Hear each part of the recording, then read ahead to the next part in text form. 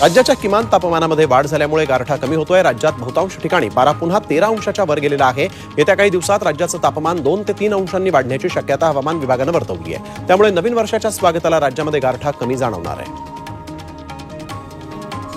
राजधानी दिल्ली धुक्यात हरवलेली आहे। दिल्लीचा पारा 10 अंशांवर गेलाय। दाट धुक्यांमुळे दिल्लीत आज रेड अलर्ट जाहीर करण्यात आलेला आहे।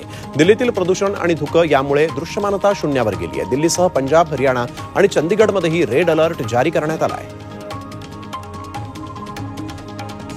शेअर मार्केटनं सरत्या 2023 सालामध्ये गुंतवणूकदारांना 20% परतावा दिला। त्यामुळे गुंतवणूकदारांसाठी हे सलग 8वं वर्ष लाभाचं ठरलं।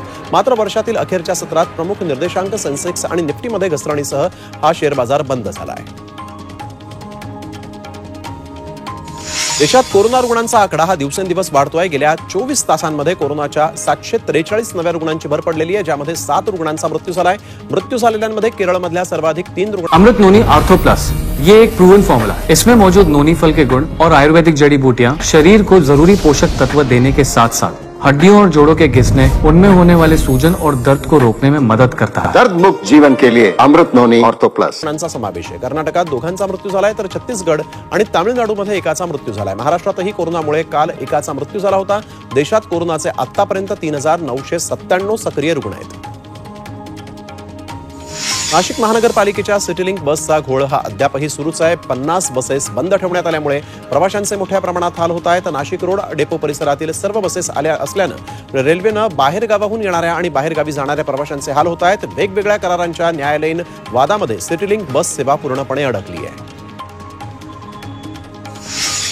पुण्यातील आंबेगावमध्ये 11 अनधिकृत इमारतींवर महापालिकेनं कारवाई केली। या इमारतींमधील जवळपास 500 सदनिका जमीनदोस्त करण्यात आलेल्या आहेत आणि या इमारतींचं बांधकाम सुरू असताना महापालिकेकडून ही नोटीस बजावण्यात आली होती। मात्र 2 वर्षात कुठलीही कारवाई झालेली नाही।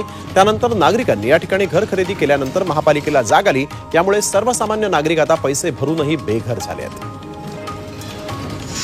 बदलापूरच्या उल्हास नदीवरील बॅरेज धरणातून पाणी चोरी झाल्याची बाब समोर आली। धरणाच्या किनाऱ्यावरून टँकरमधून पाणी चोरी करून जादा दराने हे पाणी विकण्यात येतंय। प्रशासनाने याकडे तत्काळ लक्ष द्यावं अशी मागणी आता नागरिकांनी केली आहे। मुंबईच्या अंधेरी पूर्व भागामध्ये धूर फवारणी बंद असल्यामुळे मलेरिया, चिकनगुनियाच्या आजारांमध्ये वाढ झाली। या भागामध्ये गेल्या 15 दिवसांपासून धूर फवारणी बंद असल्याचं नागरिकांचं म्हणणं आहे। यामुळे डासांची उत्पत्ती होत असल्याची तक्रार या रहिवाशांनी केली आहे।